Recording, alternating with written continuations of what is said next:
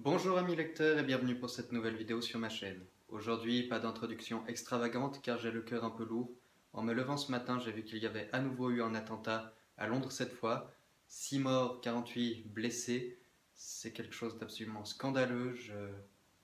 Je suis attristé de me lever certains matins dans un monde où de tels drames peuvent arriver. Et je souhaitais transmettre toutes mes pensées aux victimes, à leurs familles et à toutes les personnes qui ont pu être touchées par la malveillance d'autres personnes.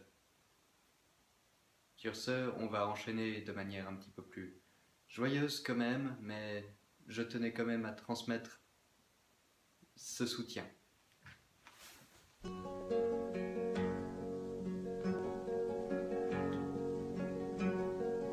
Bonjour amis lecteurs et bienvenue pour cette nouvelle vidéo sur ma chaîne. Aujourd'hui, il sera question, vu que ce mois-ci j'ai eu suffisamment d'achats pour pouvoir vous en parler, d'une vidéo acquisition livresque ou book haul pour ceux qui préfèrent.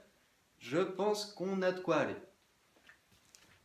Le premier livre dont je vais vous parler est soudain le silence de Belva Plein, je suis pas sûr de la prononciation, chez Pocket Edition. C'est l'histoire de la famille Gray, dont la petite fille, Tina, âgée de 5 ans, va soudainement commencer à avoir un comportement un petit peu bizarre. Alarmés, les parents se rendent chez un spécialiste qui va faire tomber un diagnostic effrayant. Tina serait apparemment victime de harcèlement sexuel. Forcément, en tant que parent, on n'a jamais envie d'entendre parler de ça, on a l'impression de ne pas pouvoir protéger ses enfants, donc ils ne croient pas le premier médecin, ils vont en voir un autre, qui trouve un autre diagnostic, je ne sais pas encore quoi, donne un traitement à la petite fille, qui n'a absolument aucun effet, et Tina va tout simplement se murer dans un silence complet. Les parents, qui veulent pouvoir comprendre quels sont les problèmes qui habitent le cœur de leur fille, vont se rendre compte au final que le premier médecin non seulement avait raison, et qu'apparemment ces sévices viendraient d'un membre de leur propre famille.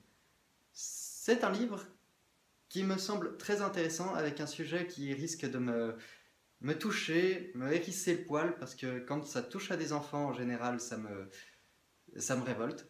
Et en même temps, c'est un sujet profond qui me tarde de découvrir. Je pense que il va pas rester très très longtemps dans ma palle et que je vous ferai un compte rendu très détaillé prochainement, avant la fin de l'année. Le deuxième livre à rejoindre ma palle est Rouge Rubis de Kristen Gear. C'est donc le premier volume de cette saga que je ne pense plus avoir besoin de présenter vu qu'elle est sortie au cinéma intégralement récemment. On retrouve la couverture Enfin, en couverture, c'est l'affiche du film, ce qui est un peu dommage parce que les couvertures d'origine étaient très sympathiques. Il est édité chez Le Livre de Poche. C'est l'histoire de Gwendoline, donc une jeune adolescente normale, un petit peu empâtée, qui un jour va découvrir, malgré elle, qu'elle peut voyager dans le temps.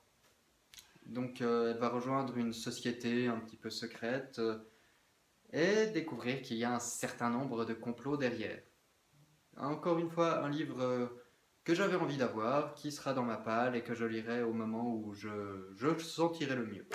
Le troisième livre, qui rejoint ma palle désormais, est Deux grains de cacao de Evelyn Brizou-Pellen, chez Le Livre de Poche encore une fois. C'est l'histoire de Julien, un jeune enfant vers début 1800, qui va découvrir qu'en réalité il a été adopté et qui, pour découvrir les origines de sa famille et ses origines à lui, va s'embarquer sur un bateau qui s'appelle le Prince Sauvage apparemment, qui est soi-disant un bateau marchand et qui en réalité est un négrier. Donc il va faire plusieurs rencontres, il va fréquenter ces gens sur le long de son voyage en direction de Haïti, où apparemment sont ses origines. C'est un livre qui apparemment traite beaucoup des rapports humains et qui va se lire rapidement vu que le texte est écrit assez grand, et je pense qu'il va être assez intéressant. Livre suivant est ma lecture actuelle, Le Café Chat de Mélissa Delay, chez City Edition. C'est un livre, je dirais pas encore que c'est un coup de cœur vu que je suis en train de le lire et que je peux pas savoir jusqu'à la fin si je vais continuer à l'aimer, mais je dirais que c'est un de ces livres, vous savez, qui se déguste un petit peu comme un chocolat chaud. C'est doudou, c'est réconfortant, c'est attendrissant. L'histoire est celle de Molly, une jeune chatte qui a été adoptée par une vieille dame. Et malheureusement, cette vieille dame, un jour, va devoir partir à l'EMS parce qu'elle commence à avoir gentiment Alzheimer. Et le fils de la de la vieille dame donc, va vouloir se débarrasser du chat, sans le tuer, hein, mais va le mettre en accueil dans une maison où malheureusement il y a 3 chiens, avec qui Molly va absolument pas s'entendre, et elle va s'enfuir, errer un certain temps, jusqu'à ce qu'elle rencontre Debbie, une jeune femme qui est un petit peu brisée par la vie, qui a aussi gros sur le cœur, qui a été à peu près autant abandonnée qu'elle-même, et qui tient un café. Donc Debbie va commencer à tourner autour, Molly va commencer à tourner autour de ce café et à se rapprocher de Debbie. Ensemble, elles vont devoir faire face, au travers de leur nouvelle amitié, à une des voisines du quartier qui apparemment veut absolument les pousser à partir, toutes les deux. Parce qu'elle n'aime pas Debbie, elle est un petit peu rombière, elle n'aime pas les chats. Donc pour l'instant, j'en suis juste avant l'apparition de cette rombière, donc. Et je regrette absolument pas d'avoir acheté ce livre. Il est formidable, il est bien écrit, il est tendre, il est rigolo, il est doux, oui, c'est un chocolat chaud, voilà, c'est le bon terme, je pense. Euh, Autant j'avais été déçu chez City Edition par Attila, le curieux chat voyageur, parce que c'était raconté à la première personne, mais d'une manière peu agréable. Autant ici, c'est aussi raconté à la première personne, mais le chat pense quand même de façon construite. Donc Molly est attachante, davantage que Attila pouvait l'être. C'est un livre que personnellement je vous recommande. Et puis je vous ferai très rapidement une chronique sur mon blog et une chronique vidéo dès que je l'aurai terminé, ce qui ne devrait pas tarder parce que vraiment il est touchant.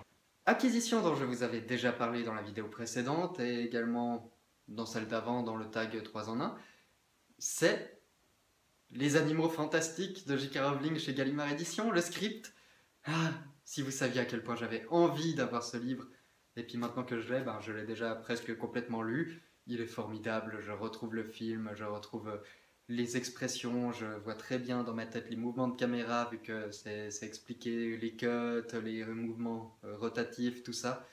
Et c'est tellement bon de retrouver l'univers de J.K. Rowling de cette manière, parce que, disons-le clairement, je pense que personne déteste l'univers de J.K. Rowling. Ça, en tout cas, ma génération, celle de juste avant, et puis celle d'après, on a été bercé avec Harry Potter, aussi bien pour ceux qui ont commencé avec les livres que pour ceux qui ont juste découvert la saga en film.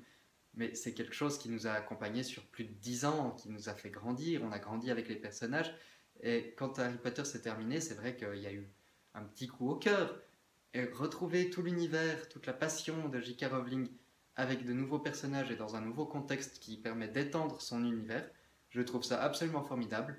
D'ailleurs, je vous dis clairement, allez voir le film Les Animaux Fantastiques. Et si vous avez l'occasion, mais achetez le script, il est tellement bien. Voilà, c'est tout ce que j'aurais à dire. Dernière acquisition de ce mois de mai, est franchement pas prévue, mais ça a été un énorme coup de cœur quand je suis passé devant en librairie. C'est Quelques minutes après minuit de Patrick Ness chez Gallimard Jeunesse. C'est bien ça. Je sais que ce livre a été adapté en film qui est sorti très récemment.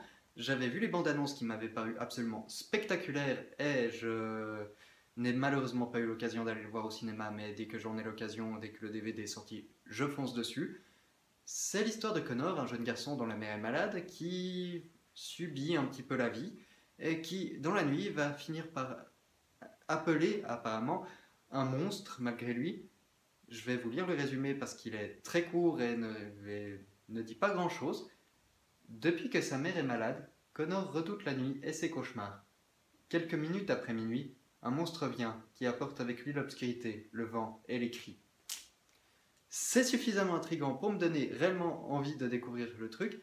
Et en plus, c'est une magnifique édition, très bien reliée, avec des illustrations à l'intérieur qui, franchement, m'ont juste bluffé. Elles sont magnifiques, j'aime ces esquisses. Et en plus, un dossier de presse à la fin sur le tournage du film, justement. C'est un livre que j'ai hâte de découvrir, une magnifique édition. Et je vous en parlerai également dès que ce sera possible. Voilà, cette vidéo est désormais terminée pour ce book haul du mois de mai. Je suis pas sûr que je vais en refaire un directement au mois de juin vu que j'achète à un rythme très personnel, mais dès que j'en aurai de nouveau suffisamment, je vous en referai un, c'est promis. J'espère que je vous ai permis de découvrir des livres qui vous font envie, ou si vous les connaissez déjà, on peut peut-être ou si vous les connaissez déjà, on peut discuter en barre d'informations. Je vous souhaite d'avoir de très bonnes lectures, portez-vous bien et à bientôt. Ciao!